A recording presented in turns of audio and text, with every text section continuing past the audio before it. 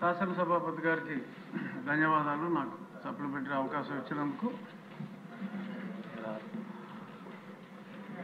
ఈ మంత్రివర్యులు ఇంకెంతంత ధనం అవసరమో వివరంగా చెప్పడం జరిగింది. నేను దాని గురించి ప్రస్తావించకుండా నేను ఒక క్వశ్చన్ ఏంటంటే, క్రీడలు అనేది చాలా అవసరం విద్యార్థులకి. ప్రభుత్వ పాఠశాలల్లో నేను చాలా పాఠశాలల్ని సందర్శించడం జరిగింది గత ఒక నెల రోజులుగా.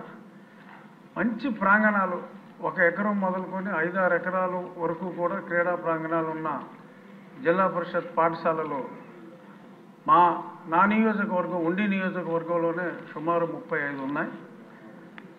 సరైన ప్లే గ్రౌండ్స్ ఎక్కడా లేవు.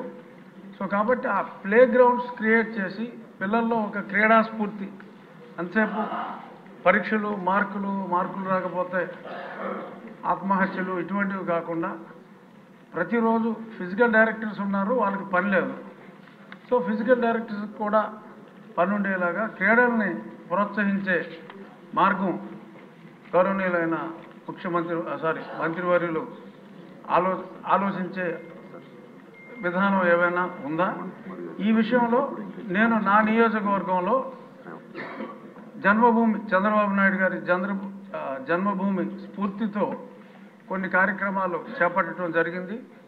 ప్రజలే ఆ ప్రాంగణాన్ని మంచి పర్యావరణం ప్రేమికులందరూ చక్కని మొక్కలు కాదు చెట్లే తీసుకొచ్చి కడియం నుంచి నాటి అన్ని కోర్ట్స్, ఆడపిల్లలకి ఖోఖో కానీ, టెన్నికాయిట్ కానీ, మగవాళ్ళకి వాలీబాల్, షటిల్, ఇటువంటి ప్రాంగణాలని ప్రజలే క్రియేట్ చేసుకుంటున్నారు. అంటే ఇంకా చాలా వేల కోట్లు కావాలన్నారు కాబట్టి అన్ని వేల కోట్లు అవసరం ఉండదు.